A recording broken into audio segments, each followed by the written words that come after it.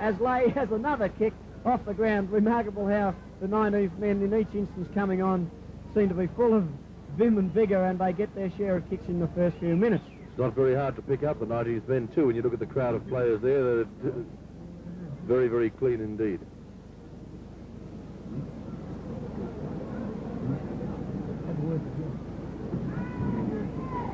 The ball is out of bounds now on that outer wing position, right on the centre wing position, with the players all pace and tempo gone right out of the game at this stage, as Melbourne still hold 6 goals, 12 lead, the equivalent of 8 goals. It's over the back now as Harrison's kick, again a poor one. It's marked by Dixon in the centre of the ground, right in the mud patch. Well, the day is beautiful at this stage with the sun shining, but the ground is still in a bad condition.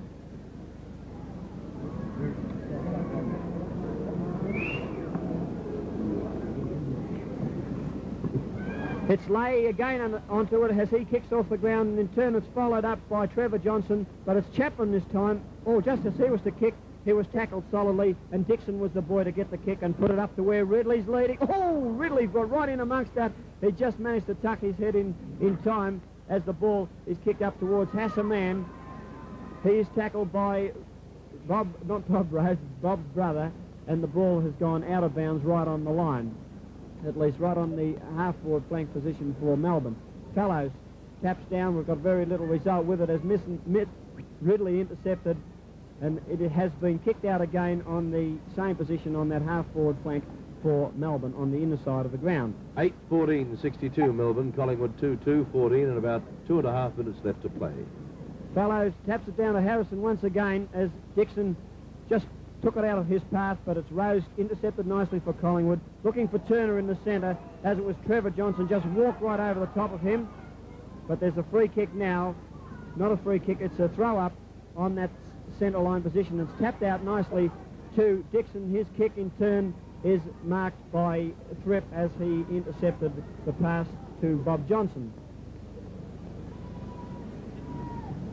Thripp back into the centre of the ground. They're not getting a great deal of distance with their kicks at this stage. Mifflin swinging wildly with his feet. And it's Mann who gets the punch out over to where it's Keneally breaking away, still showing a bit of pace there. His kick has gone straight across the centre line to where it's Brewer, endeavouring to pick it up, but he's right on the line as Dixon just tapped it out from his hands to go out of bounds on that centre wing position once again.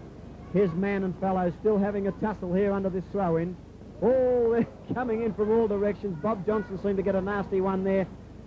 But it's Brewer again picks up. He's tackled by Beckwith, and Beckwith was right in over the top of him. But Brewer breaking away nicely.